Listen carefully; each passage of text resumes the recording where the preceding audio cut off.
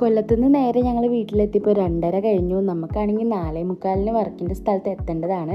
അപ്പോൾ വന്ന പാടെ തന്നെ ഞങ്ങളൊന്ന് ഫ്രഷായി ഫുഡ് കഴിച്ച് നേരെ വണ്ടി ബുക്ക് ചെയ്ത് വർക്കിന് പോവുകയാണ്. അപ്പോൾ കലൂർ സ്റ്റേഡിയത്തിൻ്റെ അവിടെയാണ് നമുക്ക് വർക്ക്.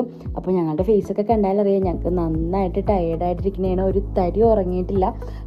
അപ്പോൾ വർക്ക് തീർത്തിട്ട് എങ്ങനെയെങ്കിലും വീട്ടിൽ പോയി ഉറങ്ങണം എന്നുള്ളൊരു ചിന്തയിലാണ് ഞങ്ങൾ 3 പേര്. ചെന്ന പാടെ തന്നെ സാധനങ്ങളൊക്കെ മരിയാമോ എല്ലാം സെറ്റ് ചെയ്യുന്നുണ്ട്.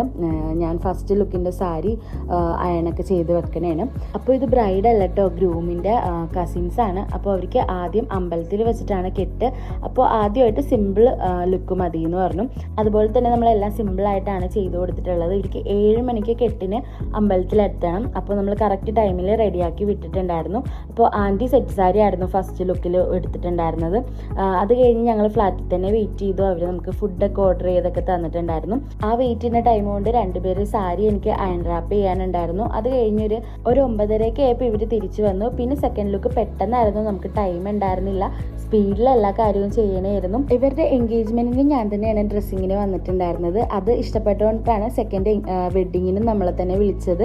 ഇന്നത്തെ വർക്ക് അവർക്ക് എന്തായാലും ഇഷ്ടപ്പെട്ടു എന്ന് പറഞ്ഞു. അപ്പോൾ നാളെ ഇനി റിസപ്ഷൻ വർക്കും കൂടിയിട്ടുണ്ട്. അപ്പോൾ ഇന്നത്തെ വർക്ക് കഴിഞ്ഞ് ഞങ്ങൾ നേരെ വീട്ടിൽ പോകണേണ്. ഇനി ചെന്നിട്ട് വേണം നന്നായിട്ടൊന്ന് കിടന്നുറങ്ങാൻ. ബൈ.